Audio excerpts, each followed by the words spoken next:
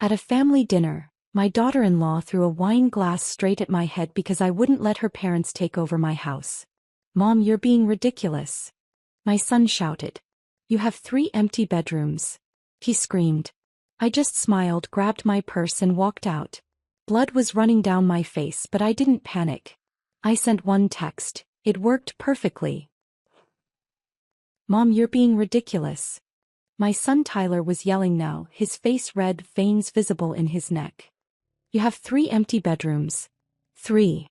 I stood in my living room holding my ground, watching my only child transform into someone I barely recognized.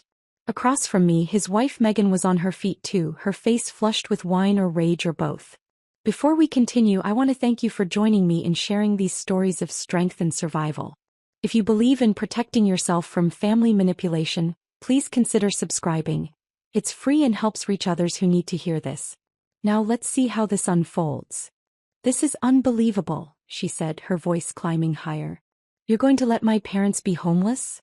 When you have all this space just sitting here empty?" "They're not homeless," I said calmly. "And this is my house." My answer is no. It was Thanksgiving Day. I'd spent 2 days cooking Tyler's childhood favorites, setting the table with Michael's mother's good china, trying to create one more family holiday in the house where my husband died 4 years ago. My twin granddaughters, Sophia and Olivia, were on the couch pretending to watch TV, but I could see their little bodies tensing up, sensing the danger in the room even if they couldn't understand it yet. "You know what your problem is, Linda?" Megan's hand was shaking as she picked up her wine glass. "You're selfish. Utterly selfish. Michael's been gone 4 years and you're still playing the grieving widow in your big empty house, acting like you're too good to help family." Something inside me went very still. "I think you need to leave now." "You're a cruel old woman," Megan said, and then she threw the wine glass directly at my head. I felt the impact before the pain registered. Heavy crystal connecting with my left temple with a sickening crack. Warm liquid streaming down my face. The room tilting slightly. Sophia started crying. Tyler shouted Megan's name but didn't move toward me. I touched my temple. My fingers came away bright red with blood. And I smiled. Because hidden cameras in my living room had just recorded everything. Because my attorney Catherine had prepared me for exactly this moment. Because this wasn't a disaster. This was the traps springing shut on the people who'd been trying to steal my house for months. But to understand how I got here, standing in my own home with blood running down my face, about to press assault charges against my daughter-in-law, you need to know what happened 2 months before when my bank called about a very suspicious transaction. It was a Tuesday morning in late September. I was still in my bathrobe, drinking coffee from the mug Michael bought me 20 years ago. The one that says, "World's Best Wife," in faded letters. The phone rang with a number I didn't recognize, official looking, the kind that usually means bad news. "Mrs. Harper? This is the Fraud Detection Department at First National Bank. We've flagged some unusual activity on your savings account." My coffee went cold in my hand. Unusual activity. Those words carry weight when you're 61 years old, living alone, managing the life savings you and your deceased husband spent 30 years building together. The woman on the phone was professional, reading from what was probably a script. Someone had attempted to transfer $15,000 from my savings account at 11:47 p.m. the previous night. The transaction failed because their fraud detection system caught it, but whoever tried had gotten far enough into my account to be deeply concerning. "They correctly answered 3 security questions," she explained. "Your husband's mother's maiden name. The street you lived on during college. Your first dog's name." I felt something shift in my chest, something cold and sharp. "Can you tell me where the attempt came from?" There was typing on her end. A pause that lasted 3 seconds too long. "The IP address traces to Cary, North Carolina. Does that mean anything to you?" "Cary. Where my son Tyler lives. Where he and Megan have been raising Sophia and Olivia in a townhouse they constantly describe as suffocating and way too small for a family of 4. I thanked the woman, confirmed I hadn't authorized any transfer, and asked her to email me all the details. Then I sat at my kitchen table for 2 hours straight, staring at that fraud alert, watching morning sunlight creep across the hardwood floors Michael and I had refinished ourselves back in 1998. "My name is Linda Harper. I'm 61 years old and I've been learning how to live alone for 4 years now, Ever since Michael collapsed in our front yard while mowing the lawn on a Saturday morning in June. One moment he was out there in his old Duke t-shirt pushing the mower in those neat diagonal lines he always insisted on, and the next moment he was on the ground clutching his chest. I ran outside barefoot. I held him while we waited for the ambulance. He died in my arms before the paramedics arrived, looking up at me with this expression of complete surprise, like he couldn't believe his story was ending this way. The silence that followed felt like drowning. Our 4-bedroom colonial in Raleigh, the house we bought in 1995 for $185,000, stretching our budget until we were terrified, suddenly became enormous and hollow. Every room echoed with emptiness. Every creak of the floorboards reminded me I was alone.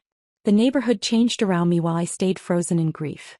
What used to be modest middle-class families became an enclave of tech money and research Triangle Park executives. Our neighbors now drive Range Rovers and Teslas. They renovate their kitchens for amounts that make my stomach turn. Property values exploded. Our house is now worth $1.8 million according to the last appraisal, a number that seems surreal and vaguely obscene. People ask why I don't sell, why I don't downsize into something more appropriate for a widow living alone. My grief support group leader, Patricia, says I'm stuck in the past and need to create new memories in a new space. But they don't understand. This house holds everything that still matters. The kitchen where Michael taught me his mother's cornbread stuffing recipe, the one he made every Thanksgiving. The living room where we watched Tyler grow from a toddler taking his first steps to a teenager getting ready for prom to a man bringing home the woman he wanted to marry. The bedroom where Michael died, where I still sleep on my side of the mattress even though there's no reason anymore to leave half of it empty. The rose garden Michael planted in the backyard the year Tyler was born. I tend those roses every Sunday morning like it's a religious ritual.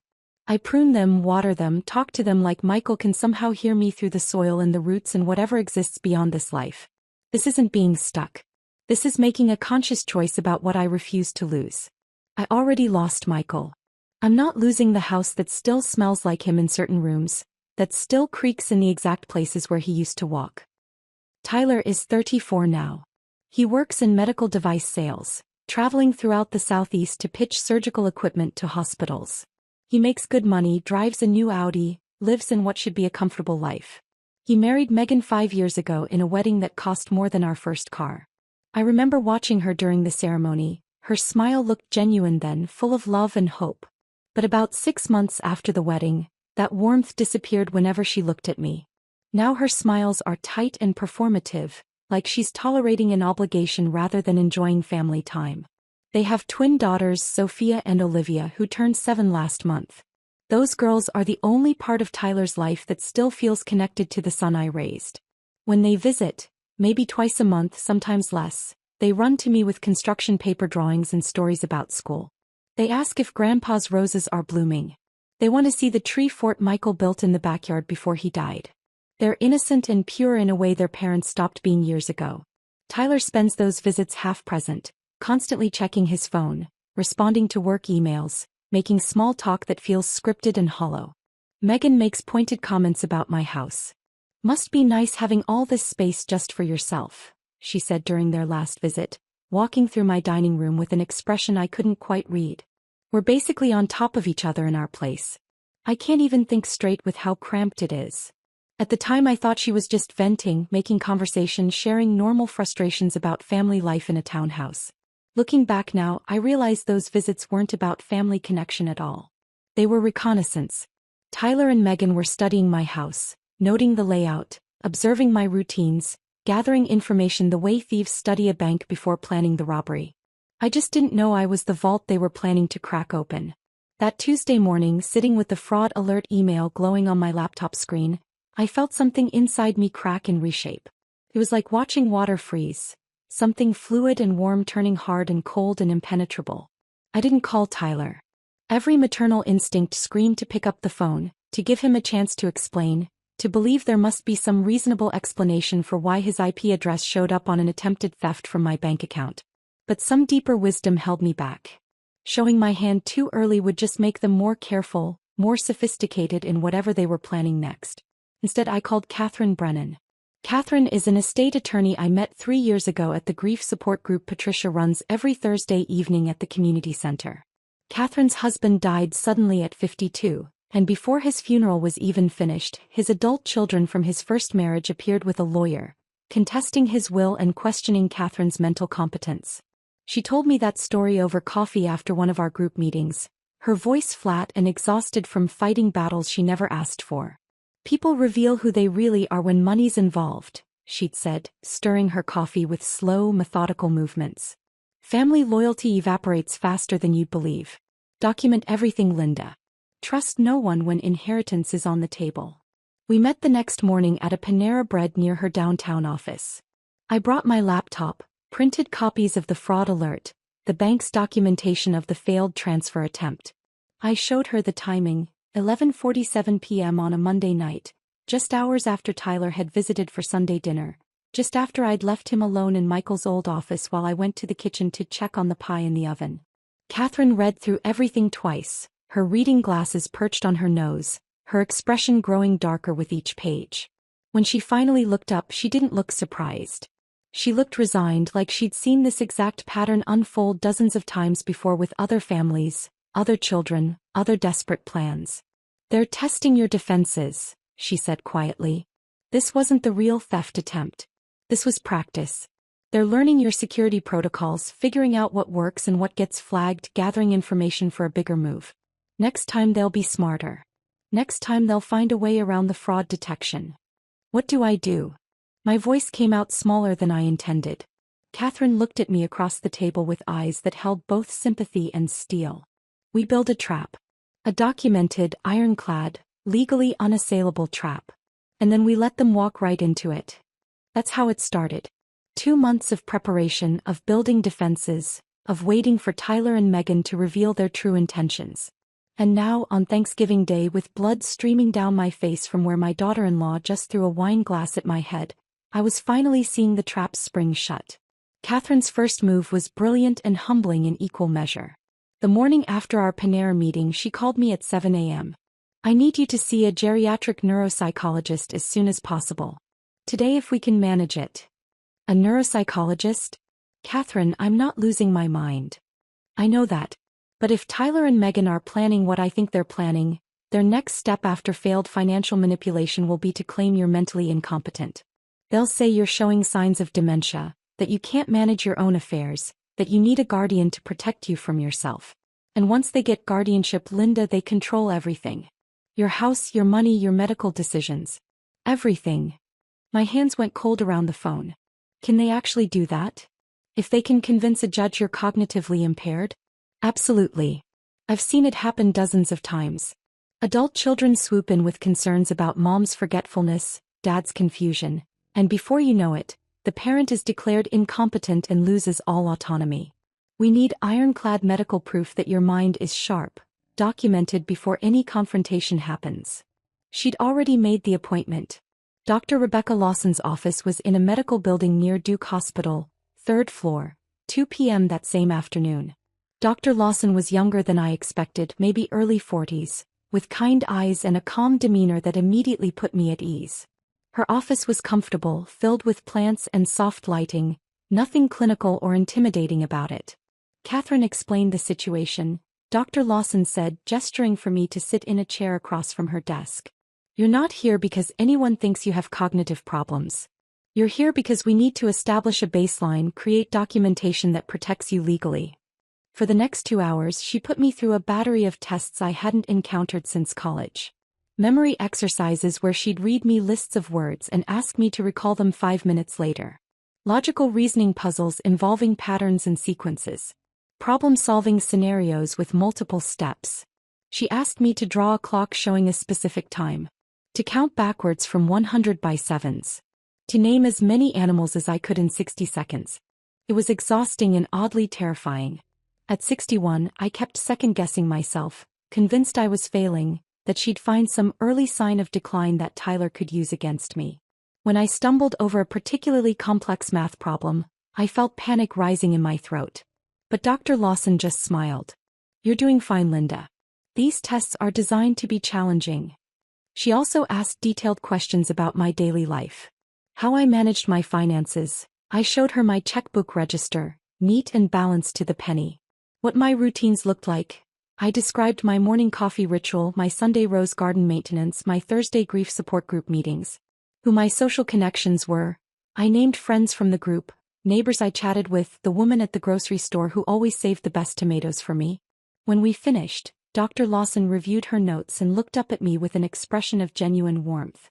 Linda, your cognitive function is not just normal for your age. It's well above average.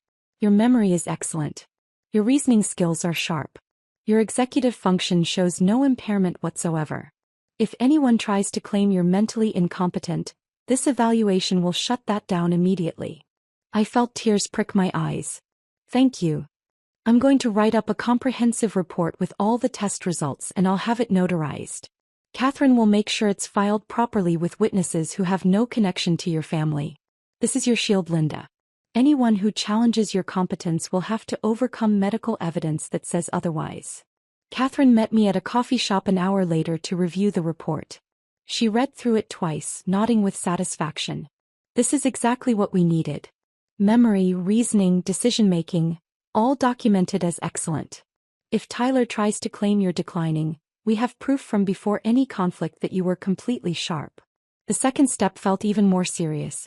Catherine brought in another attorney, Gerald Hoffman, who specialized in what he called contest-proof estate planning. We met in his office downtown, a place with mahogany furniture and law books lining every wall. Your current will is standard, Gerald explained, spreading my documents across his conference table. But standard doesn't protect against determined family members who want to challenge it. We need to rebuild this with specific protective language. For 3 hours we went through every clause, every contingency. Tyler remained a beneficiary. I wasn't ready to cut my only son out completely, some stubborn part of me still hoping I was wrong about his intentions. But the conditions we added made any manipulation pointless. If Tyler contested the will for any reason, he'd get nothing. If he claimed I was incompetent or under undue influence when I signed it, he'd be completely disinherited. If he tried to access my assets before my death through legal maneuvering, the same consequences would apply. We also created separate education trusts for Sophia and Olivia, each worth $200,000, managed by an independent trustee Catherine recommended. The girls would receive that money when they turned 25, regardless of what their parents did or said. Your granddaughters shouldn't suffer for their parents' choices, Gerald said. This protects them while also protecting you. Catherine made me read the entire revised will 3 times out loud, ensuring I understood every word, every consequence, every protection we'd built in. 3 witnesses I'd never met, associates from Gerald's firm, watched me sign and notarize the document. This isn't just a will anymore, Catherine said as we left Gerald's office. This is a legal fortress. If they attack, they lose everything. The third step felt like crossing into territory I never imagined I'd need. Catherine introduced me to Marcus Webb, a retired police detective who now worked as a private security consultant. He showed up at my house on a Wednesday morning carrying a black duffel bag filled with equipment. I install these systems for seniors every week, Marcus said, his voice matter-of-fact as he surveyed my living room. Adult children think their parents are easy targets because they don't expect surveillance. They get comfortable, they get careless, and that's when they reveal their true intentions. Over the next 4 hours, Marcus installed tiny cameras in my living room, dining room, kitchen, and front hallway. The devices were incredibly small, disguised inside everyday objects. One inside a decorative bookshelf, angled to capture the living room. One hidden in a kitchen clock, covering the dining area. One in a picture frame in the hallway. All of them recording continuously to cloud storage that only I could access with passwords Marcus set up on my laptop. Even if they find the cameras and try to destroy them, Marcus explained, the footage is already backed up remotely. They can't delete it. They can't alter it. And it's all time-stamped and authenticated, which means it holds up perfectly in court. I felt strange watching him work, like I was preparing for war inside my own home. This house where I'd raised Tyler, where Michael and I had celebrated 30 years of holidays and birthdays and ordinary Tuesday evenings. Now it was wired with surveillance equipment to catch my own son in whatever he was planning. I know this feels wrong, Marcus said, noticing my expression. But I've seen what happens when people don't take precautions. The stories I could tell you would break your heart. Children who steal everything, who manipulate their parents into signing over property, who isolate them from friends and then claim they're incompetent. The cameras feel invasive now, but if your attorney's instincts are right, they're going to save you. While we built these defenses, Catherine was conducting her own investigation into Tyler and Megan's financial situation. She had contacts who could access public records, credit reports, property filings, everything legal but thorough. The results came in 2 weeks later. Catherine called and asked me to come to her office immediately. When I arrived, she had a thick folder spread across her desk, her expression grim. "Linda, sit down. What I'm about to show you is worse than I expected." She walked me through it page by page.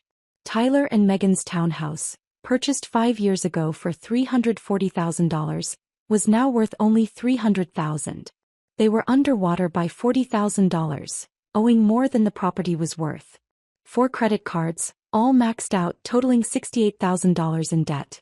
Interest rates ranging from 19 to 24%. Tyler's Audi lease, 3 months behind on payments. A repossession notice had been filed last week. 2 missed mortgage payments. Foreclosure proceedings were scheduled to begin in January. "They're not struggling, Linda," Catherine said quietly. "They're drowning. They're 2 months away from losing everything." But the worst discovery was about Megan's parents. Catherine had found their employment termination records through public databases. Megan's father, James, had been fired from the Greensboro Fire Department after repeated safety protocol violations. 3 formal complaints, 2 suspensions, and finally termination after he endangered other firefighters during a training exercise. Megan's mother, Patricia, had been let go from her position as a hospital nurse after patient care complaints. Medication errors. Failure to follow protocols. A near-miss incident that almost resulted in a patient death.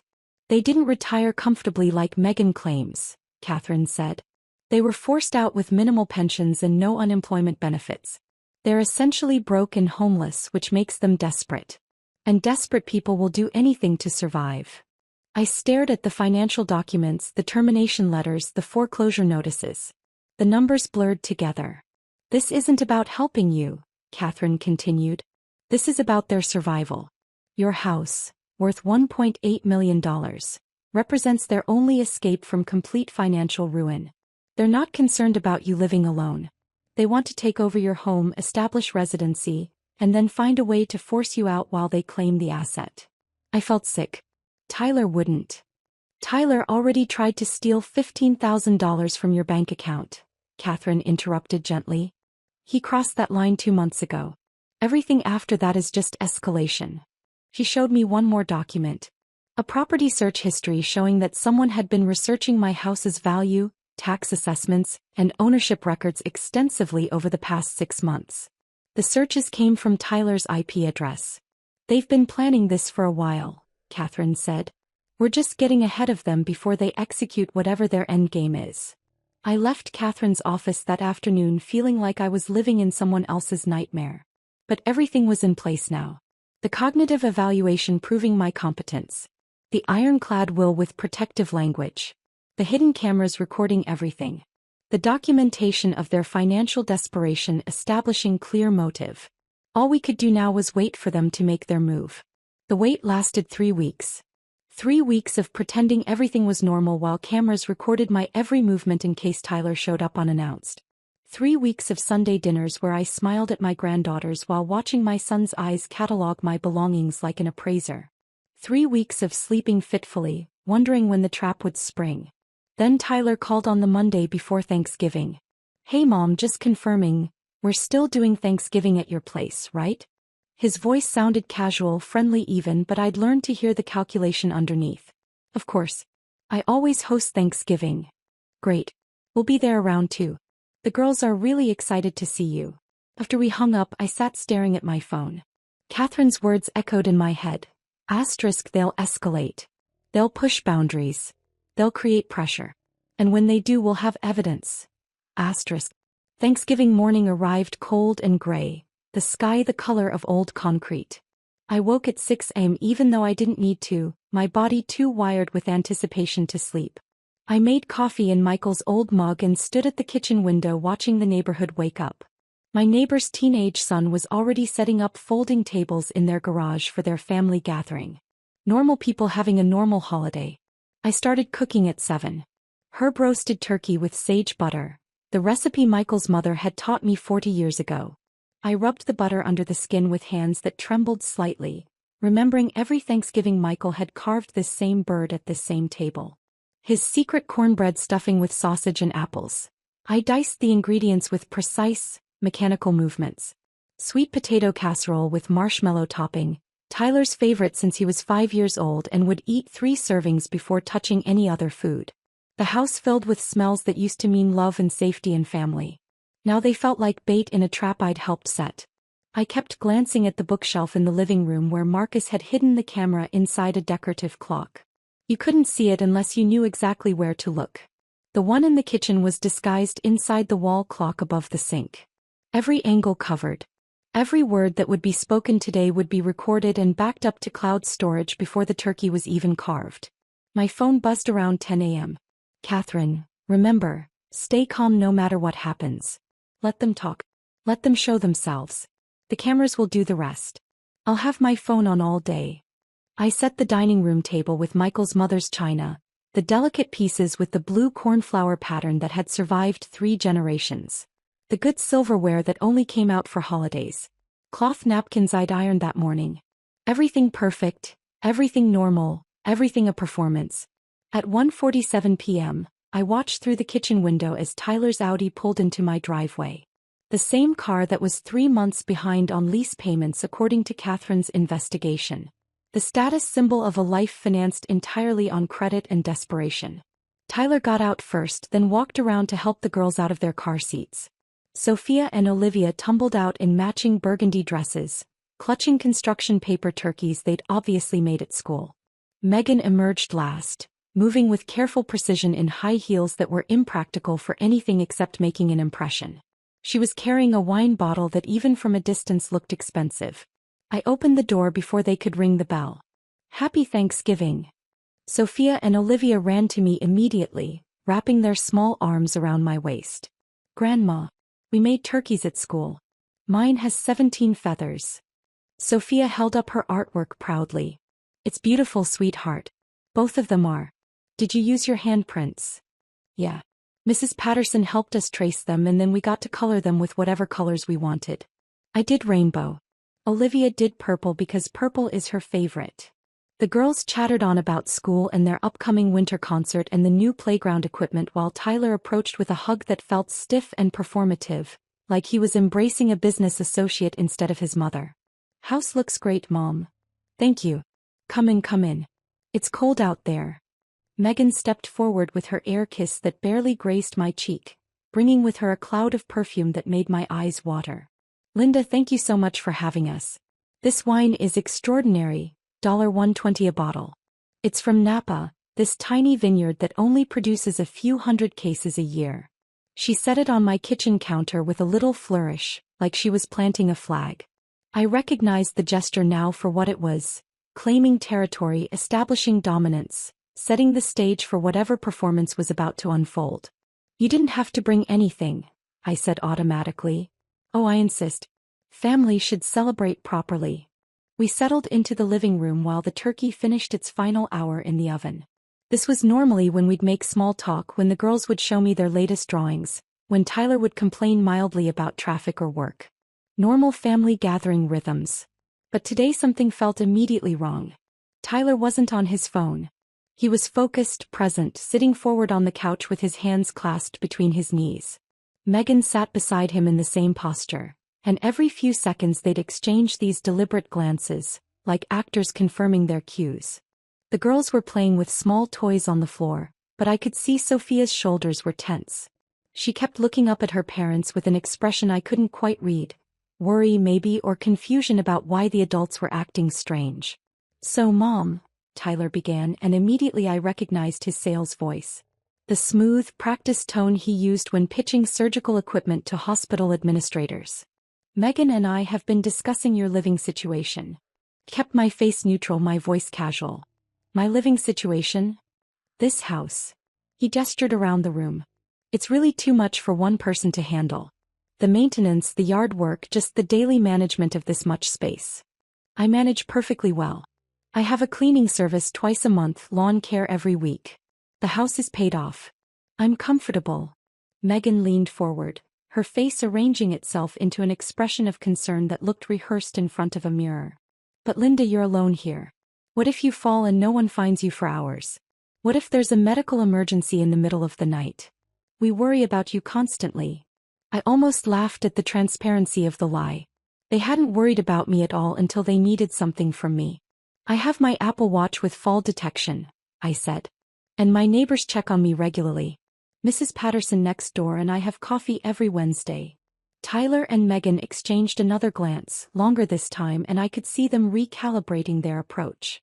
Here's the thing, Mom, Tyler continued. Megan's parents, you remember Jim and Patricia, they just retired last month. Her dad's pension from the fire department, her mom's retirement from the hospital. They sold their place in Greensboro, but the market here is brutal right now. Everything's overpriced and they're staying in a hotel burning through their savings. The lies were so smooth, so practiced. I knew from Catherine's investigation that Jim and Patricia hadn't retired, they'd been fired. That they had minimal pensions and no savings left to burn through. But I let Tyler keep talking. We thought, Megan jumped in, her voice climbing with manufactured enthusiasm, what if my parents moved in here temporarily? Just until they find something permanent. 6 months, maybe a year at most. They'd pay you rent, help with maintenance, keep you company. My mom was an ER nurse for 30 years. She'd be amazing if you had any medical issues. She was setting up the guardianship play. Get the in-laws established in my house, position them as my caretakers, then use that as evidence I couldn't live independently. I looked at Tyler, really looked at him, and saw a stranger wearing my son's face. No. The single word landed like a stone in water. Megan's smile fractured at the edges. No. Just like that. You won't even consider it. I don't need to consider it. This is my home. I'm not interested in having roommates, temporary or otherwise. I value my privacy and my independence. Tyler's jaw tightened and I watched his sales pitch persona start to crack. Mom, be reasonable. We're trying to help you. I don't need help. What I need is for my family to respect my boundaries. Boundaries? Megan's voice went up an octave. Linda, we're talking about family. My parents are good people. They raised me, helped us with our down payment, babysit the girls every week. And now when they need help, you're just going to say no? When you have all this space sitting empty. It's not empty. I live here. You live here alone. Megan was standing now, her face flushed. Michael's been gone 4 years. When are you going to stop playing the grieving widow and think about someone besides yourself? That word, widow, was designed to wound, and it did. But I channeled Catherine's voice in my head. Stay calm. Let them show you who they are. The cameras are recording.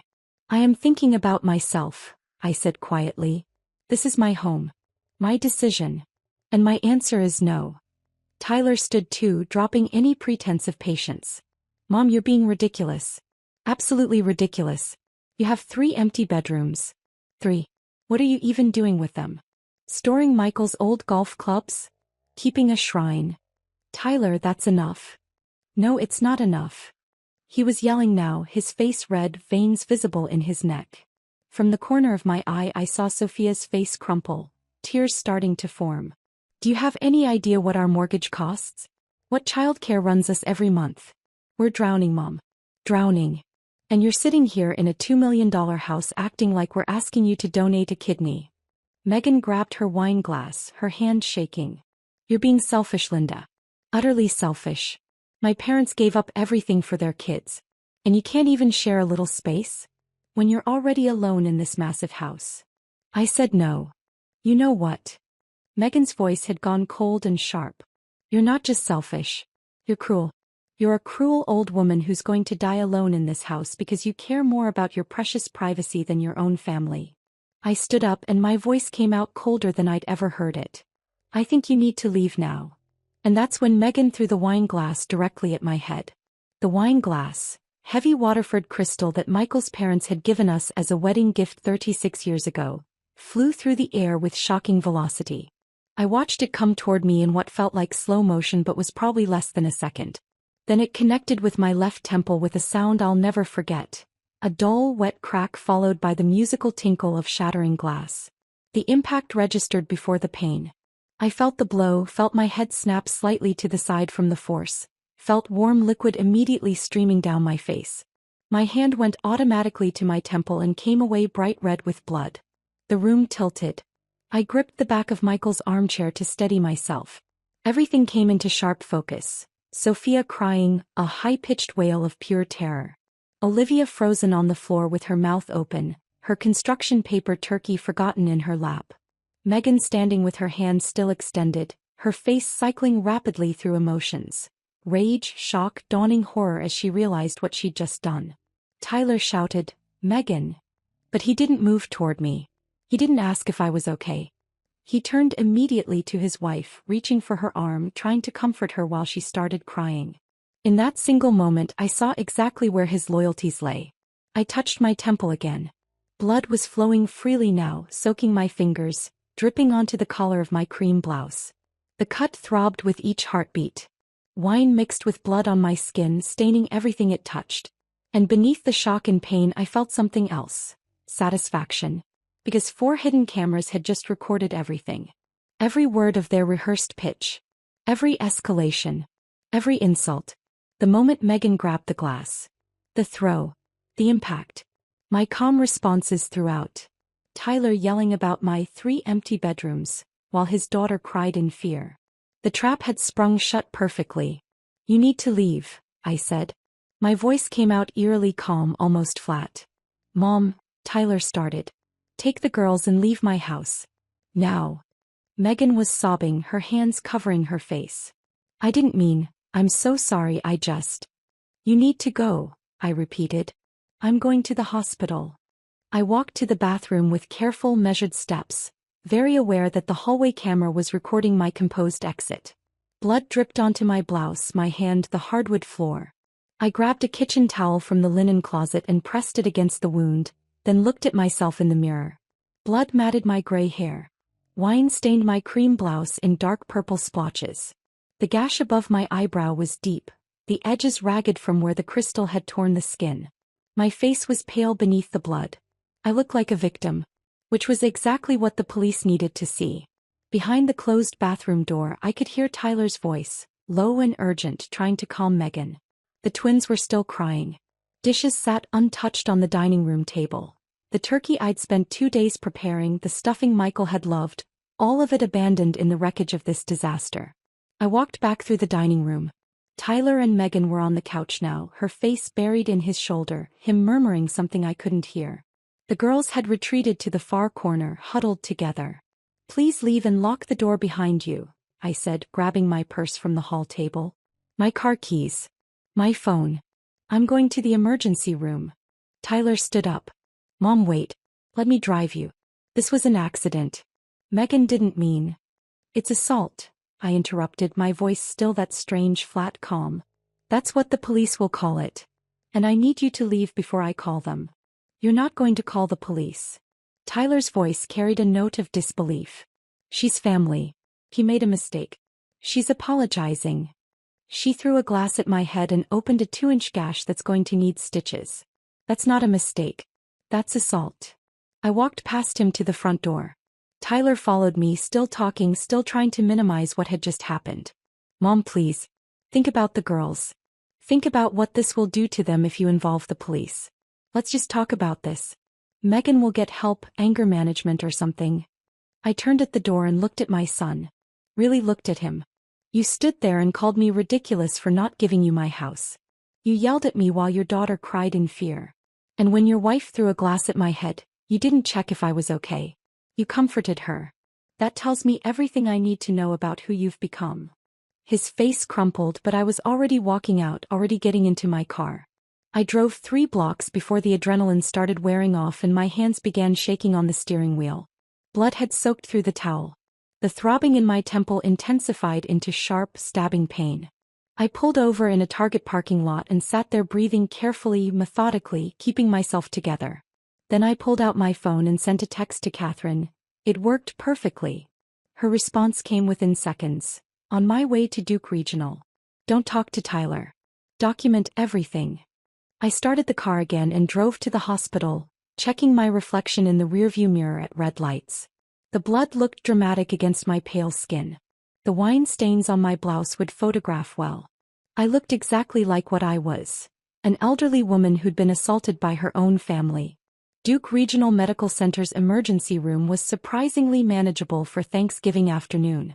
Most people were still at home with their families, not yet dealing with the usual holiday injuries.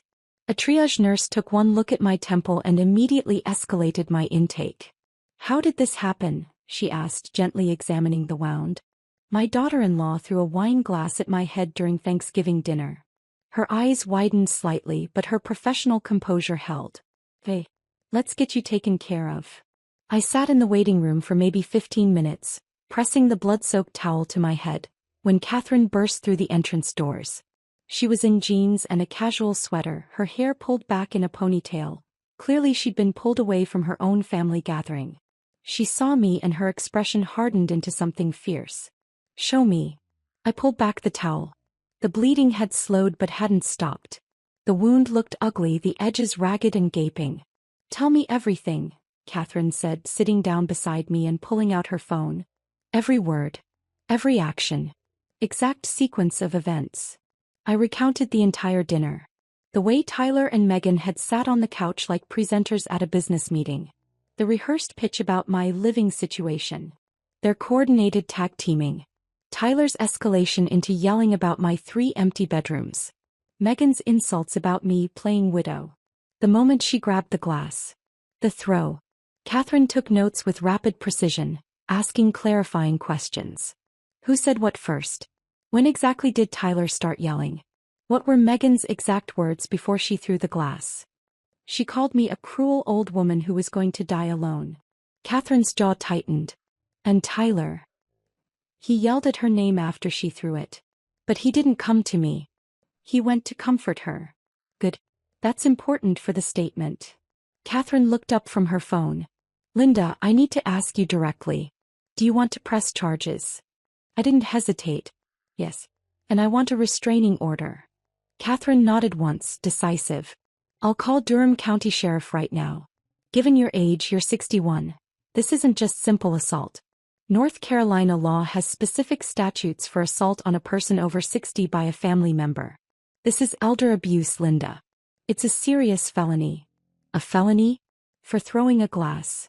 For assault with a deadly weapon causing serious injury to an elderly person by a family member. That glass was a weapon. Your injury required medical treatment. You're over 60. She's family. All those factors elevate the severity." Within 30 minutes, 2 sheriff's deputies arrived at the emergency room. The younger one was male, maybe late 20s, with short cropped hair and a professional demeanor. The senior deputy was a woman in her 50s with gray-streaked hair pulled back in a tight bun and eyes that looked kind but had probably seen every form of human cruelty imaginable. They introduced themselves, Deputy James Martinez and Sergeant Alan Kozlowski, and asked if we could speak somewhere private. A nurse directed us to a small consultation room off the main ER corridor. Sergeant Kozlowski pulled out a small recording device. "Mrs. Harper, we're going to document your statement. Take your time, tell us everything that happened, and we'll ask clarifying questions as needed." For the 3rd time that afternoon I recounted Thanksgiving dinner. But this time I was more detailed, more specific. The deputies listened with focused attention, Sergeant Kozlowski taking written notes while the recorder captured my voice. When I mentioned the failed bank transfer attempt from 2 months earlier, Tyler's attempt to steal $15,000 using my personal security information, both deputies' expressions sharpened. "Ma'am, have you filed a report about that incident?" Deputy Martinez asked. "Not yet. But I have all the documentation from my bank." "We'll need to see that," Sergeant Kozlowski said. "Financial exploitation combined with physical assault. That's a pattern we see frequently in elder abuse cases. This wasn't just a family argument that got out of hand. This was escalation from an ongoing situation." They asked Catherine for her contact information, took copies of the bank fraud alerts on her phone, and then asked permission to photograph my injury. Sergeant Kozlowski took photos from multiple angles with a professional camera, Close-ups of the gash, wider shots showing my blood-stained blouse, my wine-soaked collar, the exhaustion and stress visible in my face. "We're going to bag your blouse as evidence," Deputy Martinez said. "Do you have something else to wear?" A nurse brought me hospital scrubs. I changed in the bathroom, carefully peeling off the ruined blouse. Looking at it, the wine stains, the blood, the physical evidence of what my daughter-in-law had done, made something crack inside my chest. This was really happening. My family had really tried to destroy me. When I emerged, Sergeant Kozlowski was speaking quietly with Catherine. She turned to me with an expression of professional compassion. "Mrs. Harper, we're going to contact your son and daughter-in-law tonight for statements. Based on what you've told us and the evidence we've documented, we'll be filing assault charges against Megan. Given the circumstances, this will likely be charged as assault with a deadly weapon causing serious injury. That's a Class E felony in North Carolina." "What happens next?" I asked. "She'll be arrested probably tomorrow morning. She'll be processed, arraigned, and a judge will set bond. You can request an emergency protective order, which I strongly recommend. We'll include that in our report." After they left, a doctor finally came to examine my wound. He was young, probably a resident, with gentle hands and a calm bedside manner. "This is going to need stitches," he said, cleaning the area with antiseptic that stung sharply. 6, maybe 7. "It's deep but clean. Should heal well, though you'll have a scar."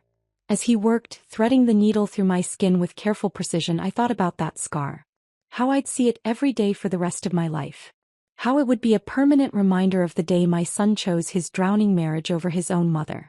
The day I finally stopped making excuses for family and started protecting myself instead. The doctor finished, applied a bandage, and handed me care instructions and a prescription for antibiotics. Catherine drove me home. My house was dark and empty when we pulled into the driveway.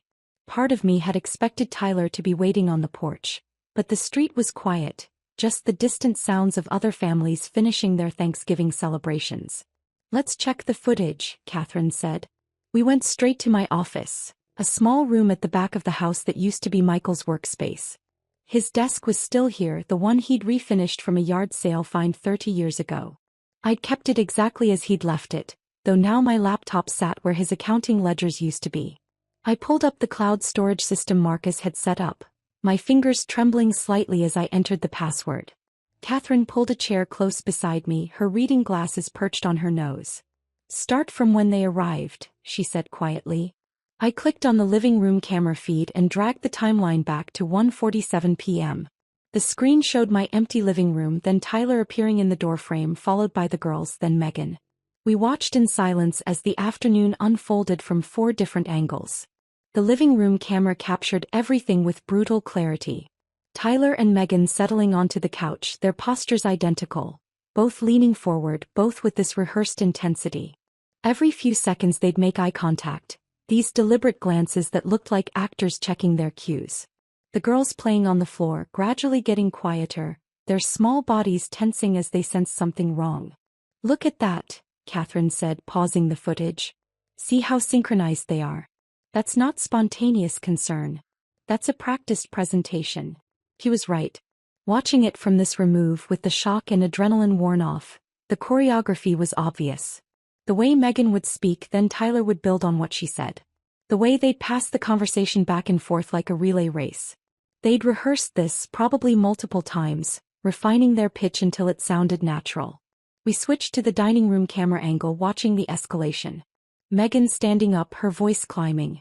Tyler joining her, his sales persona cracking into genuine anger.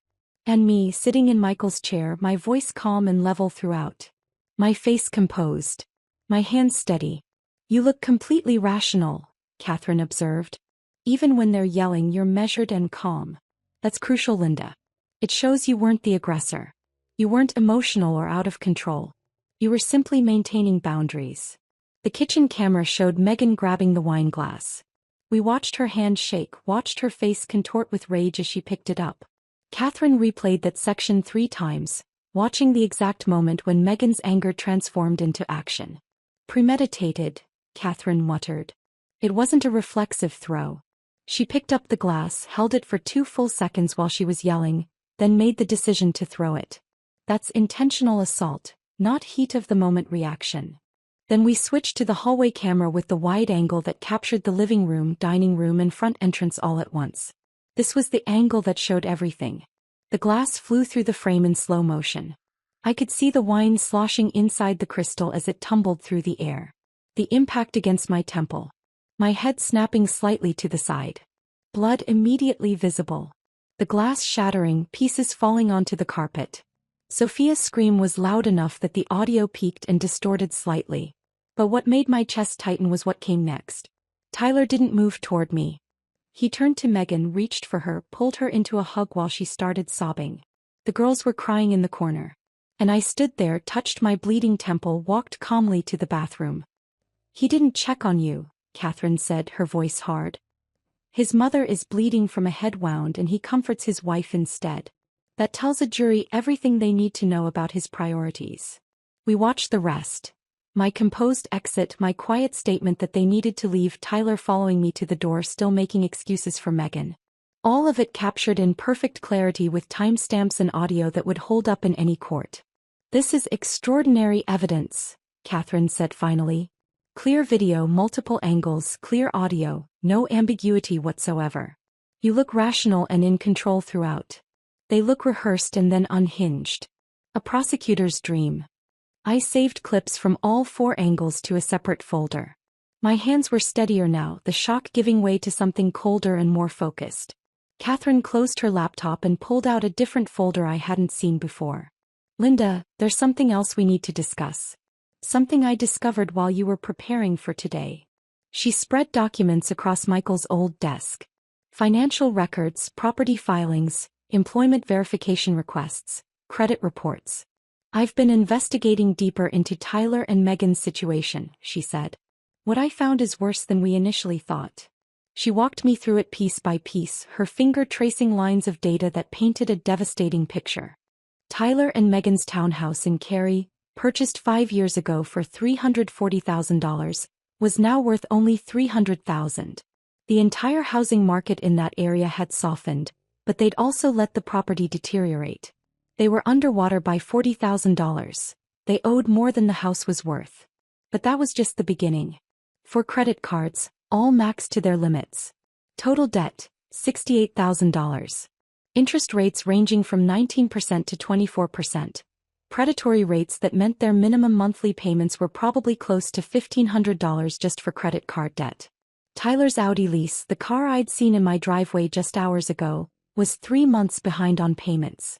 A repossession notice had been filed last week. He was probably days away from having the car seized. "They've missed 2 mortgage payments," Catherine said, pointing to another document. "Foreclosure proceedings are scheduled to start in January. They have maybe 60 days before they lose the townhouse entirely." The numbers swam in front of my eyes. How had Tyler let things get this bad?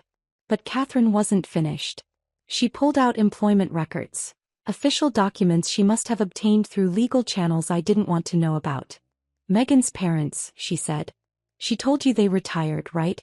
That they sold their house in Greensboro and were just looking for something in the area?" I nodded. "That's completely false." Catherine spread out termination letters. "James, Megan's father, was fired from the Greensboro Fire Department 8 months ago. Not retired. Fired. He'd received 3 formal complaints over 2 years for safety protocol violations. Showing up to shifts impaired.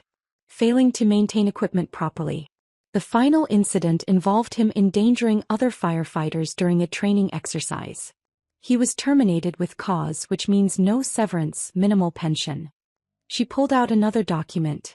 "Patricia, Megan's mother, was let go from her position as a hospital nurse 6 months ago. Multiple patient care complaints. Medication errors. Failure to follow protocols. There was a near-miss incident where she almost administered the wrong medication to a cardiac patient. The hospital gave her the option to resign rather than face termination, but the result is the same. No unemployment benefits. Minimal pension." I felt sick.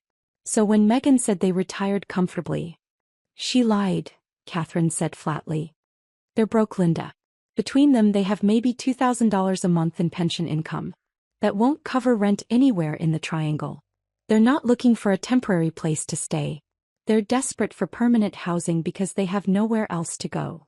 She laid out one more document. And here's the part that connects everything. 3 weeks ago, someone ran an extensive property search on your house. They pulled tax assessments, recent sales comparables, zoning information, ownership history. The searches came from Tyler's IP address. They were researching how to take my house, I said slowly. Not just researching. Planning.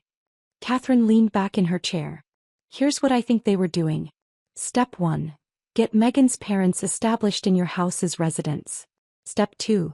Create situations where you seem to need supervision.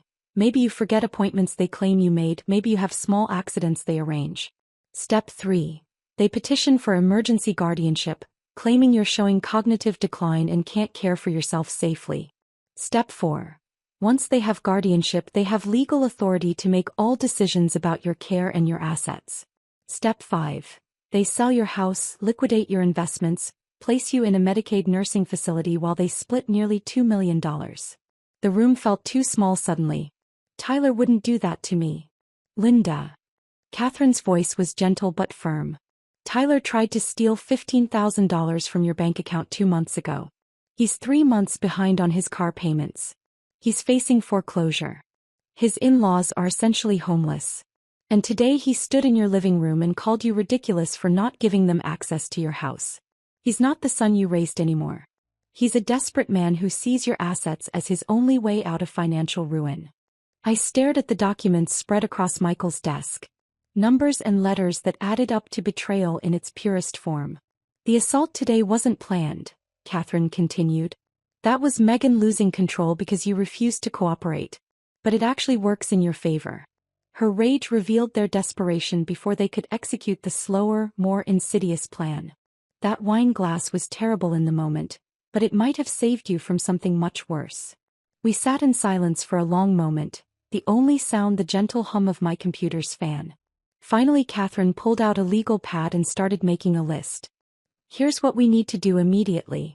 First, file for the emergency protective order against Megan using the video evidence.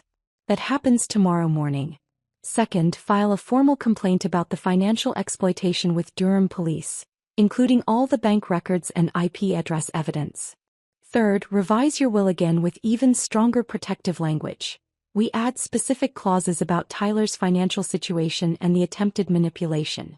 Fourth, establish the education trusts for Sophia and Olivia with an independent trustee, completely separate from any inheritance Tyler might receive. Fifth, we compile all this financial documentation to establish motive for the elder abuse charges.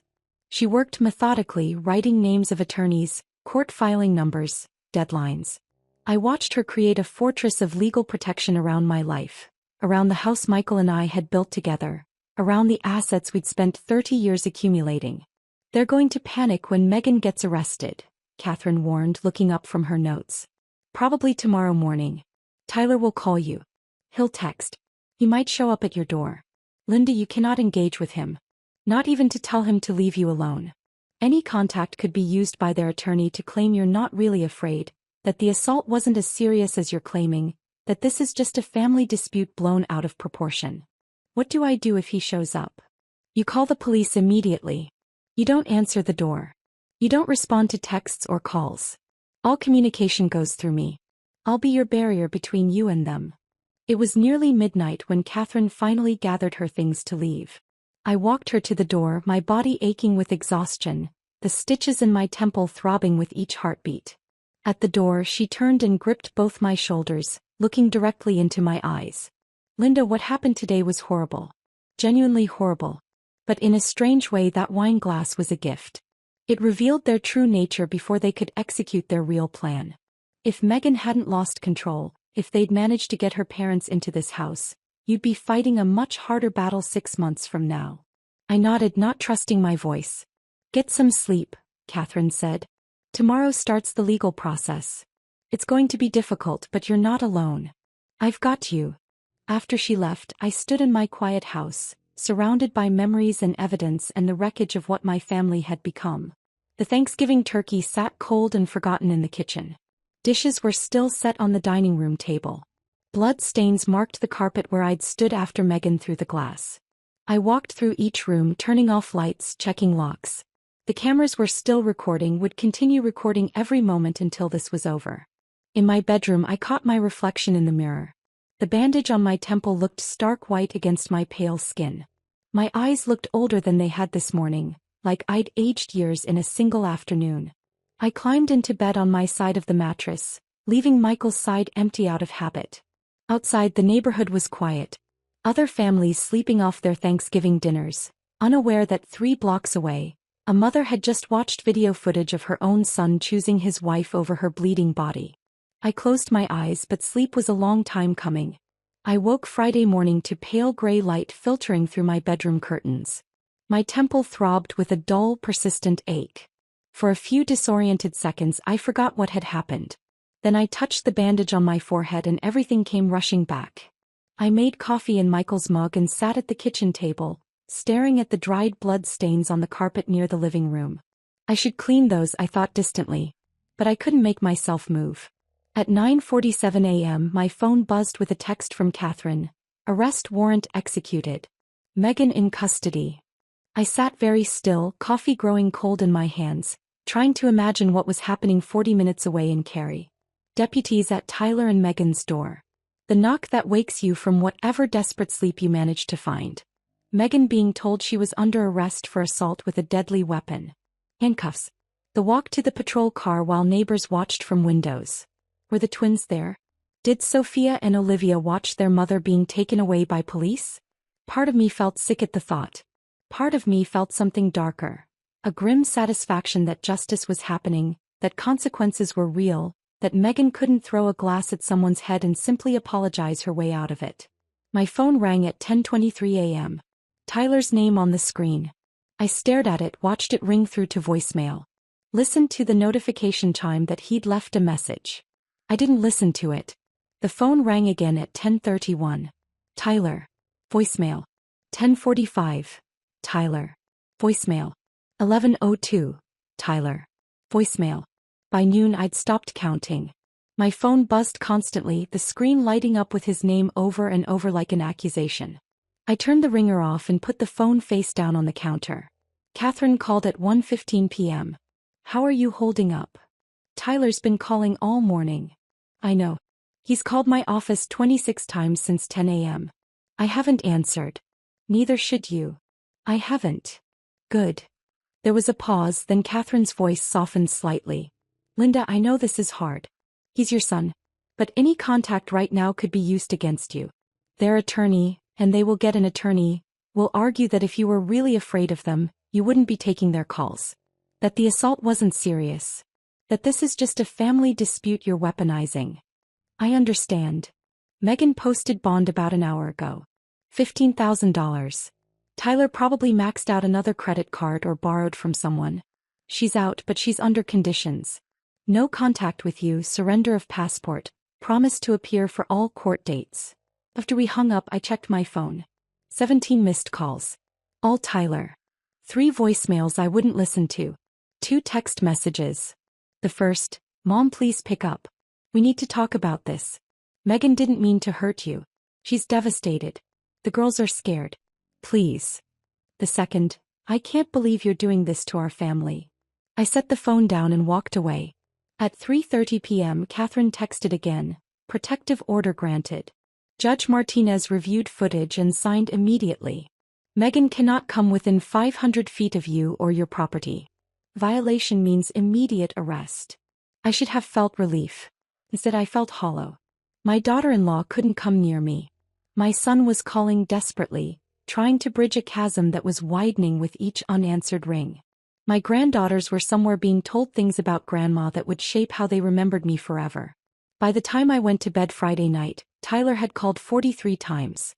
Catherine's office had counted. None of the calls were answered. I fell asleep with my phone on silent, the screen dark, the notifications piling up like stones. Saturday morning I woke with purpose.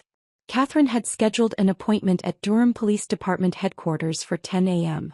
I dressed carefully, conservative blouse, slacks, minimal jewelry. I wanted to look competent, credible, like a woman who knew her own mind and could be trusted. Catherine met me in the parking lot carrying a leather briefcase that looked substantial and serious. Ready as I'll ever be. Inside, the police station smelled like coffee and disinfectant. We were directed to Detective Sarah Kozlov's office on the second floor. She was a woman in her late 50s with iron-gray hair pulled back in a neat bun and eyes that looked kind but had probably seen every variation of human cruelty. "Mrs. Harper, Miss Brennan, please sit."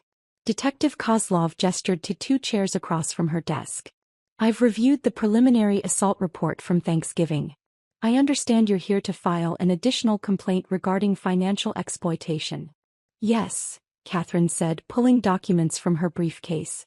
"Over the past 3 months, Mrs. Harper's son Tyler made multiple attempts to access her bank accounts without authorization, using personal information only family members would know.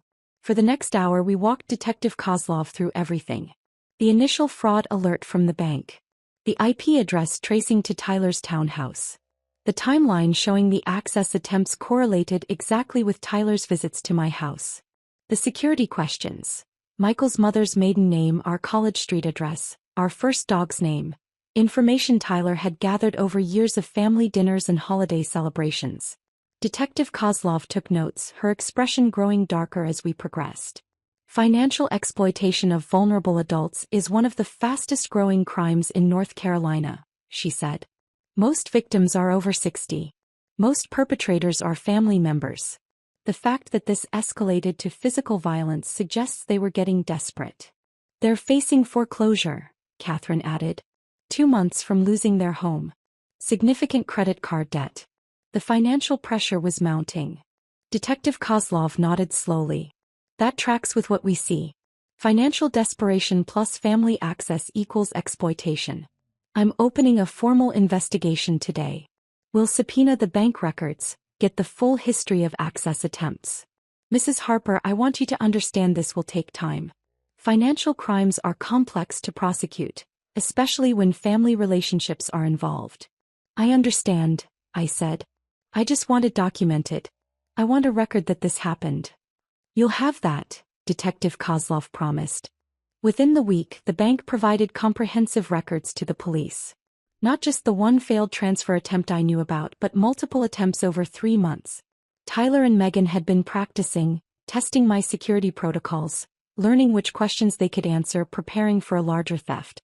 The bank's fraud detection system had blocked every attempt, but the pattern was clear. Systematic, deliberate, escalating. Monday afternoon, Catherine and I met with Gerald Hoffman in his downtown office. This was our 3rd attorney meeting in a week, but this one felt the most permanent, the most final. "We're building what I call a bulletproof will," Gerald explained, spreading documents across his conference table.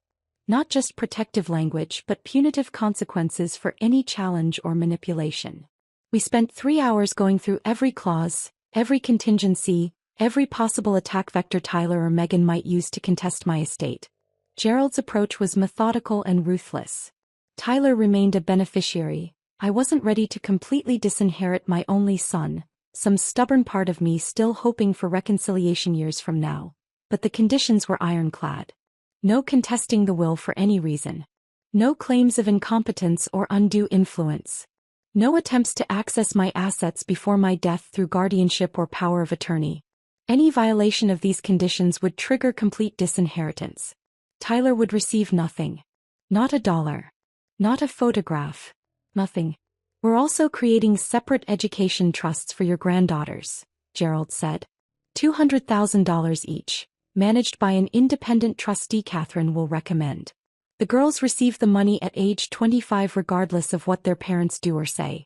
Tyler and Megan can't touch it, can't contest it, can't use it as leverage.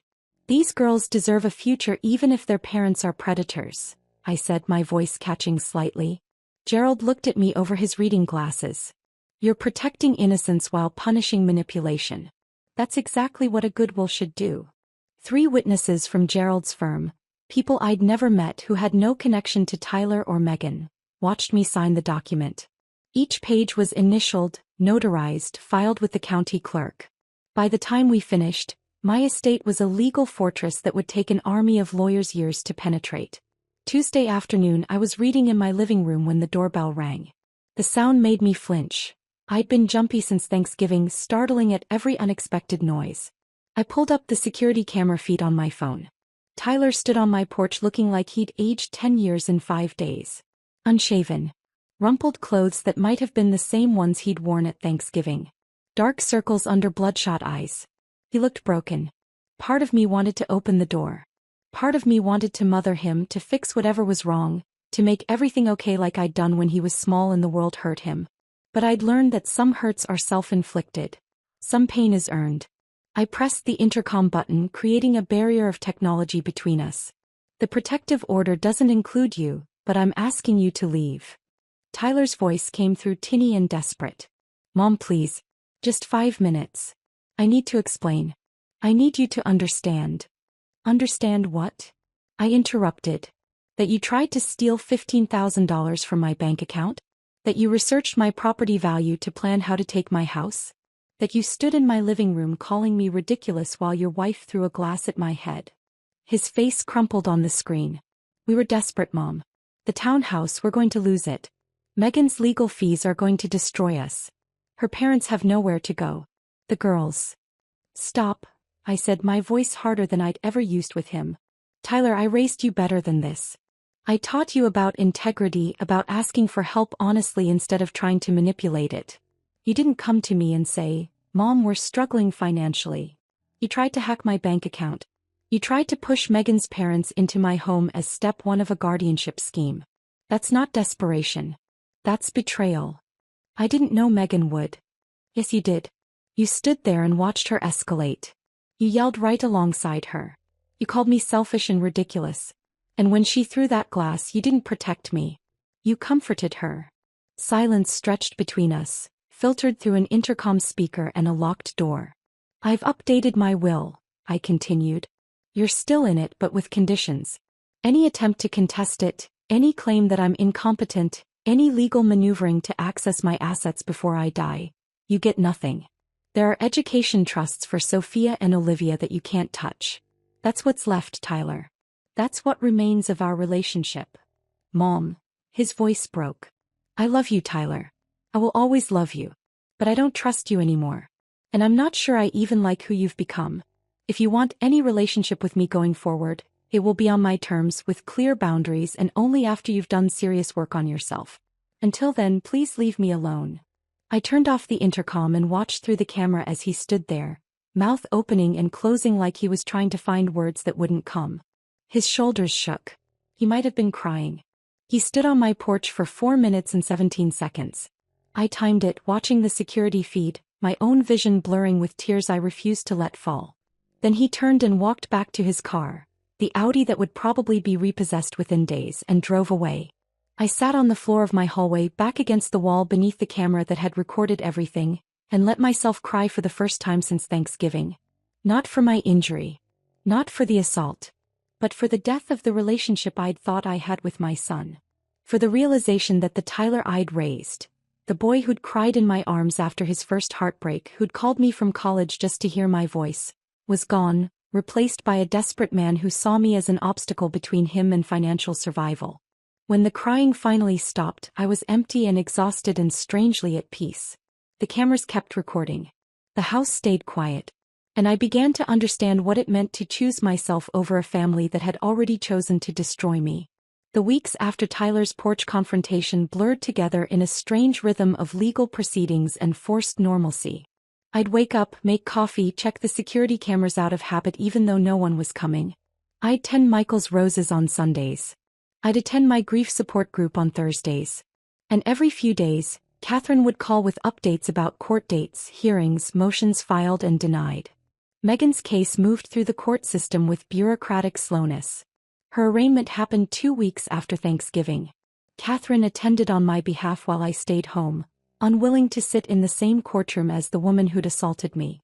Megan pleaded not guilty initially, which surprised exactly no one. Her attorney was a young public defender named Marcus Webb, no relation to the security consultant who'd installed my cameras. He looked barely 30, exhausted in that way public defenders always do, carrying too many cases with too few resources. Catherine said he'd approached her before the hearing asking about a plea deal. He's seen the video, Catherine told me over coffee at our usual Panera. He knows she can't win at trial. He's trying to minimize damage. The plea negotiations stretched over months. Megan's attorney argued it was a one-time incident, stress-related, completely out of character. He submitted letters from former colleagues at the hospital where she'd worked before the twins were born, describing her as compassionate and patient. Letters from her parents. The same parents who'd been fired from their jobs but were now portrayed as upstanding citizens. Even a letter from Tyler describing Megan as a devoted mother overwhelmed by financial pressure. The prosecutor, a no-nonsense woman named Diana Chin, countered with the security footage. She made the court watch all 4 camera angles. She highlighted the rehearsed nature of their pitch, the coordinated tag teaming, the escalation that showed calculation rather than spontaneous loss of control. She didn't just throw wine in a moment of anger, Diana argued during one hearing I attended via video conference. She picked up a heavy crystal glass, held it while she continued yelling, then made a deliberate decision to throw it at an elderly woman's head. That's assault with a deadly weapon, not heat-of-the-moment reaction. Judge Martinez, a stern woman in her 60s who reminded me of my high school principal, watched the footage 3 separate times in chambers. Catherine said the judge's face remained impassive throughout, but she took extensive notes. In late March, 4 months after Thanksgiving, Megan took a plea deal. Assault causing serious injury, reduced from the original felony charge of assault with a deadly weapon. 18 months probation with strict conditions. 200 hours of community service. Mandatory anger management counseling. 1 session per week for the entire probation period. And the part that mattered most to me, a permanent protective order. Megan couldn't come within 500 feet of me or my property for the rest of her life. She couldn't contact me directly or through third parties. She couldn't attend events where I was present. If I showed up at a future school graduation for Sophia or Olivia, Megan would have to leave. The elder abuse aspect is noted in the court record, Catherine explained after the sentencing hearing. But it wasn't prosecuted as a separate charge. The judge wanted it documented in case there's any future behavior pattern. I should have felt victorious. Instead, I felt hollow. My daughter-in-law had a criminal record now. My son's wife was a convicted criminal. My granddaughters would grow up knowing their mother had assaulted their grandmother. Detective Kozlov's investigation into the financial exploitation took longer and ended with results that left me frustrated and angry. By April, she had everything documented. The multiple access attempts over 3 months, the IP addresses all tracing to Tyler's townhouse, the security questions only family would know, the pattern of escalation clearly visible in the bank records. She presented it all to the Durham County District Attorney's Office recommending charges of attempted financial exploitation of a vulnerable adult. The DA declined to prosecute. Given the family relationship and the fact that no funds were actually stolen, the assistant DA explained during a phone call Catherine put on speaker in her office, "We don't feel criminal charges are warranted at this time. These cases are extremely difficult to prosecute. Juries are sympathetic to family financial struggles. And without actual theft occurring, we'd likely lose at trial." Catherine's face went red. He attempted theft multiple times. That's a crime regardless of whether he succeeded. That's like saying attempted murder doesn't count because the victim didn't die. I understand your frustration, Ms. Brennan, but our office has to allocate resources strategically. We're pursuing the assault case vigorously. The financial matter is better handled through civil remedies and banking protocols. After the call ended, Catherine sat fuming in her office chair. This is exactly the problem with elder abuse prosecution. Juries see adult children struggling financially and think, well, the parent has money, why shouldn't they help? They don't recognize it as theft. But if the legal system wouldn't punish Tyler, the banking system did. My bank permanently flagged his information in my security protocols. They created additional authentication requirements for any account changes. Now I needed to appear in person with 2 forms of ID for any significant transactions. They assigned my accounts to a special monitoring status where any unusual activity would trigger immediate manual review. Tyler could never access my money again. The digital fortress Catherine and I had built was complete, even if the criminal one had gaps. We file all the investigation records anyway, Catherine said, organizing documents into a thick folder. If he ever tries anything again, Any financial manipulation, any guardianship petition, any legal action. We have established pattern of predatory behavior documented in official police reports. This isn't a win, Linda, but it's protection. The letter started in February, a month after Tyler's confrontation at my door. The first arrived in a plain white envelope with Tyler's return address in Cary. Handwritten, not typed. His handwriting looked shakier than I remembered. Mom, I'm so sorry. I know saying it doesn't change anything, but I need you to know I never meant for any of this to happen. Megan was under so much stress. The townhouse, her parents, the girls. I should have protected you. I should have stopped her before things escalated. I failed as a son. I'm sorry. I read it once, sitting at my kitchen table with coffee growing cold. Then I filed it in a folder I labeled Tyler, Evidence, and put it in my office filing cabinet. The second letter came a week later, longer, more detailed. Mom, I need you to understand what we were facing. The mortgage was 3 months behind. They were going to foreclose. We were going to lose everything. The house, our credit, the stability the girls need. Megan's parents really were desperate. I thought if they could just stay with you temporarily, it would give us breathing room to figure things out. I never wanted to take your house. I just wanted help. That one I read twice, analyzing the language. The way he framed their plan as help, rather than manipulation. The way he positioned their financial crisis as my problem to solve. I filed it with the first letter. Over 7 months, 10 more letters arrived. Some were weeks apart. Some came in clusters. 3 letters in 5 days, like Tyler was spiraling and writing was his only outlet. Letter 3 justified the bank access attempts. I was just trying to check on your finances to make sure you were okay, to see if you needed help managing things. Letters 4 and 5 were purely apologetic again, describing Megan's stress, their marriage counseling, their efforts to rebuild. Letter 6 included photos of Sophia and Olivia at their school spring concert, with a note. The girls miss you so much. They ask about you constantly. They don't understand why Grandma won't see them anymore. That one landed like a knife between my ribs. I stared at the photos, the twins in matching dresses holding recorders, smiling at the camera, and felt grief so acute it was physical. But I didn't respond.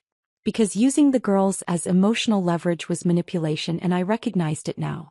Letters 7 and 8 turned subtly accusatory. I can't believe you'd destroy our family over one mistake. Megan was having a breakdown. He's getting help now. Anger management, therapy, everything. You're choosing your house and your pride over your own son and granddaughters. Letter 9 was short. Mom, please. Just talk to me. 5 minutes. That's all I'm asking. Letters 10 and 11 arrived in June, 7 months after Thanksgiving. By then Tyler's tone had shifted to something approaching acceptance. I know you're not going to respond. I know I destroyed your trust.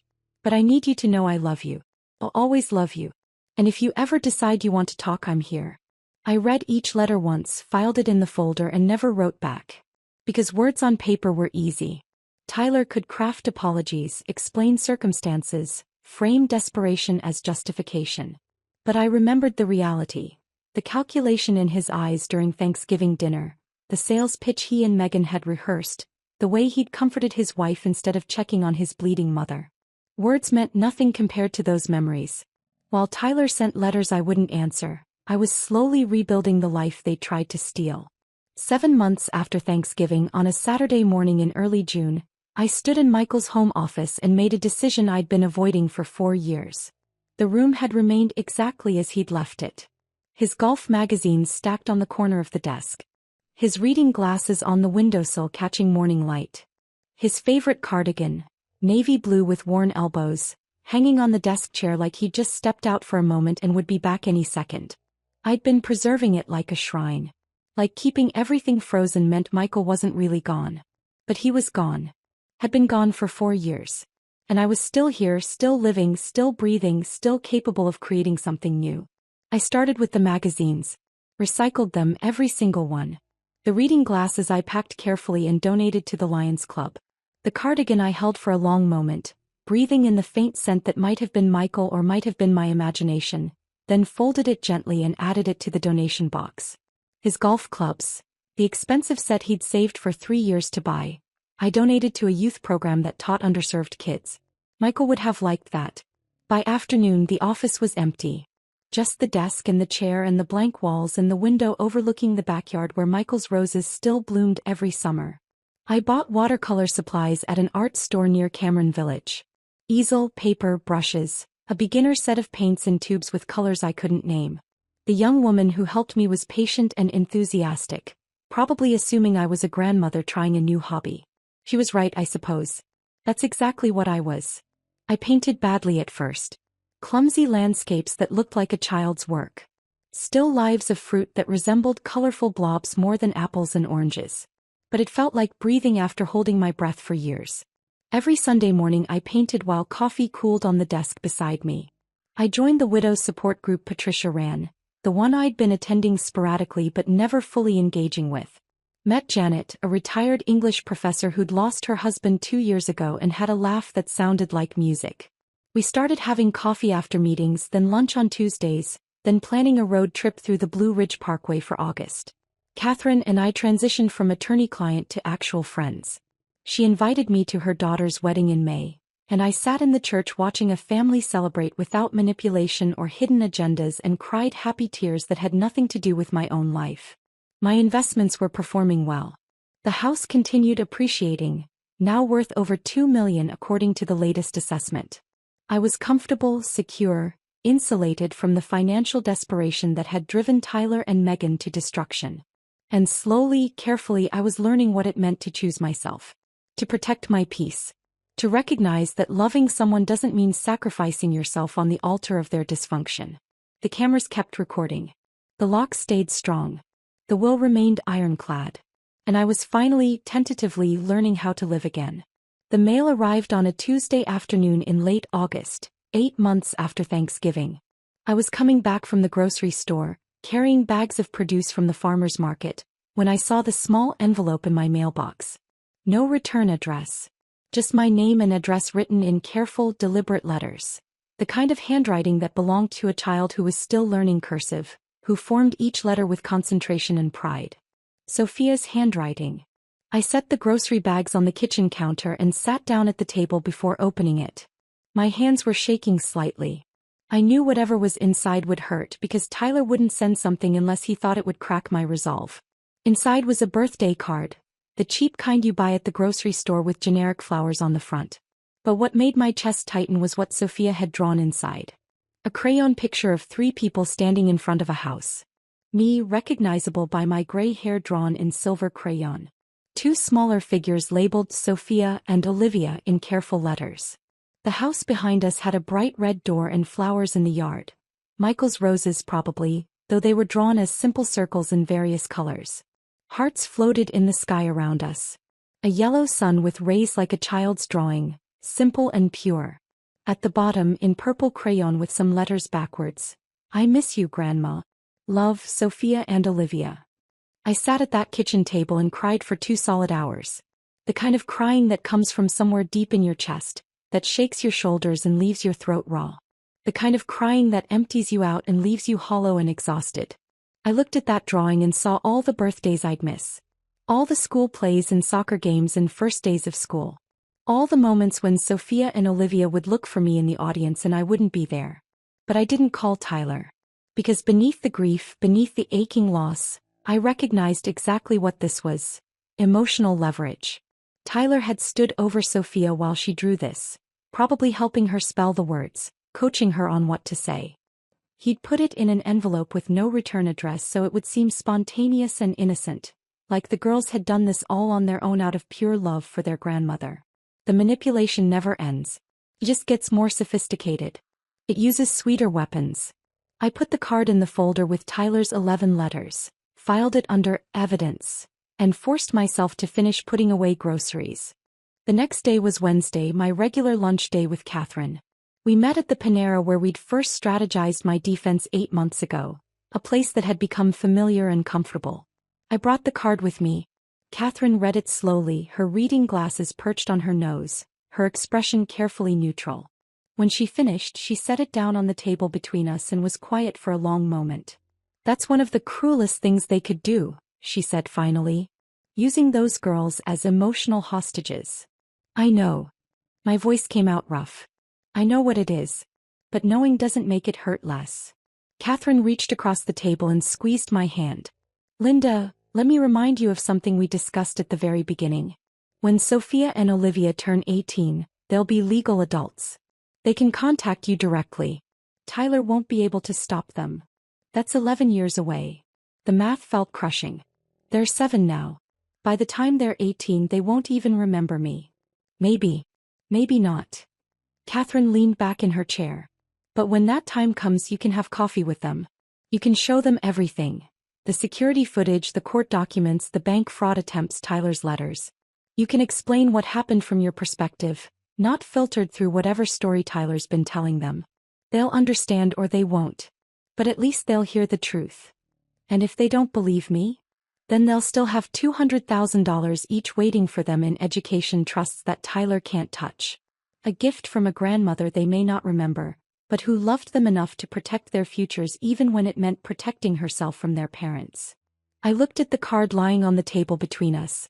Sophia's careful lettering. The crayon hearts. The house with the red door.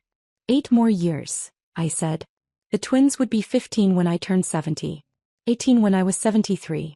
I'll be almost 70 by the time I can see them again. You'll be 69, Catherine corrected gently. Still healthy, still sharp, still living in your home on your own terms. And those girls will be old enough to hear complicated truths without Tyler manipulating how they interpret them. He was right. I knew she was right. But the grief didn't care about logic or strategy or long-term planning. The grief just wanted to hold my granddaughters again. I'm keeping the card, I said. Not to torture myself, but because someday when Sophia's 18 and sitting across from me at a coffee shop asking why I disappeared, I want to show her this. I want her to see that her father used her love as a weapon. Catherine nodded slowly. That's fair. That's evidence. Just don't let it become something you stare at every day. I didn't. I filed it away and tried to focus on the life I was building in the space Tyler and Megan had tried to steal. I'm 61 years old. I might have 30 more years ahead of me. I might have 3. None of us knows our expiration date.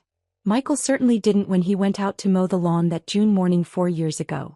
But however many years I have left, I'm living them deliberately. Intentionally. On my own terms. My financial advisor called last week with the quarterly investment report. Everything's performing well. Between Michael's life insurance, my retirement accounts, and the house appreciation, I'm more than comfortable for whatever life I have remaining. I'll never need to worry about money or depend on anyone for support. The house continues appreciating. The neighborhood gets more valuable every year as more tech money floods into the research triangle. My 4-bedroom colonial that we bought for $185,000 in 1995 is now worth over $2 million according to the latest county assessment. Tyler and Megan tried to steal that. Tried to manipulate me out of it through fake concern and family pressure and eventually violence. They failed. Last month I spent 2 weeks in Savannah, walking the historic squares alone, eating at restaurants Michael and I had always planned to visit but never made time for. I stayed in a bed and breakfast with a view of the river. I took a ghost tour. I bought watercolors from a local artist and painted the Cathedral of St. John the Baptist from a bench in Lafayette Square. Next month Janet and I are driving the Blue Ridge Parkway, taking our time, staying at small inns, acting like the carefree widows we never imagined we'd become. We're both learning what it means to build a life after loss, to find joy in unexpected places, to recognize that endings can also be beginnings if you're brave enough to look for them. Every Sunday morning I paint in what used to be Michael's office and is now my art studio. The room doesn't feel haunted anymore. It feels like possibility. My paintings are getting better. Still not good, probably never will be good, but better. More confident. More willing to take risks with color and composition. The rose garden Michael planted the year Tyler was born still blooms every June. I tend it like always, pruning and watering and talking to flowers like my husband can somehow hear me through the roots in the soil. But now I cut bouquets for Janet and the other women from my support group instead of letting the roses wither on the stems. Michael would like that, I think. He always hated waste. I catch my reflection sometimes in mirrors or windows when the light hits a certain way and I see the scar on my left temple. It healed into a thin silver line, barely visible unless you're looking for it, but always there. That scar is a reminder. It reminds me of blood and wine and Thanksgiving dinner destroyed. It reminds me of my son calling me ridiculous while his daughters cried in fear. It reminds me of the moment I chose myself over a family that had already chosen to betray me. And I don't regret it. Not even a little. That scar means I survived. It means I recognized manipulation and refused to be a victim. It means I protected myself when my own family wouldn't. If you're reading this, if you're dealing with adult children who think they're entitled to your home, your money, your autonomy, please listen to what I learned the hard way. Get a lawyer. A good one who specializes in elder law and estate protection. Don't wait until something happens. Do it now while you're still thinking clearly and can make decisions without pressure. Document everything. Keep records of weird questions about your finances. Note when someone shows unusual interest in your living situation. Save emails and texts. Install security cameras if you need to. Don't ignore the warning signs. That son who suddenly wants to help manage your bank accounts. That daughter-in-law who keeps suggesting you need supervision. That pressure to sign documents just to make things easier. These aren't expressions of love. They're reconnaissance for something bigger. And most importantly, this is the hardest part. Don't feel guilty for protecting yourself. Even from your own blood. Especially from your own blood. Because at the end of the day, you don't owe anyone your peace, your security, or your home. Family doesn't get to manipulate you just because you share DNA. Love doesn't mean letting people destroy you. I wake up every morning in my own bed, in my own house, living my own life. The doors are locked. The cameras are still recording. The will is ironclad with penalties for anyone who tries to contest it. My accounts are protected with authentication protocols Tyler can never breach again. And I sleep fine at night. Better than fine, actually. I sleep with the peace that comes from knowing I chose myself. From knowing that when the people who were supposed to protect me instead tried to destroy me, I had the strength to walk away. The house is quiet now. Just me and Michael's memory and the roses that bloom every summer. My Tuesday lunches with Catherine. My Thursday support group. My Sunday morning painting sessions. Janet's terrible jokes that make me laugh until my sides hurt. It's a smaller life than I imagined at 61. Smaller than the one I dreamed of when Tyler was born, when I pictured holidays with grandchildren and family dinners that felt safe instead of dangerous. But it's mine. Completely, entirely, protectively mine. And some days that's enough. Some days that's everything. The scar on my temple catches light when I turn my head. A permanent reminder of the Thanksgiving that changed everything. The day blood mixed with wine and my son showed me exactly who he'd become. I touch it sometimes, this thin silver line, and think I survived. I chose myself. And I'd do it again. Every single time I'd do it again. If this story of standing up for yourself had you gripped from start to finish, smash that like button right now. My favorite part was when Linda smiled with blood running down her face, knowing the cameras had captured everything. What was your favorite moment? Drop it in the comments below. Don't miss more powerful revenge stories like this. Subscribe and hit that notification bell so you never miss an upload.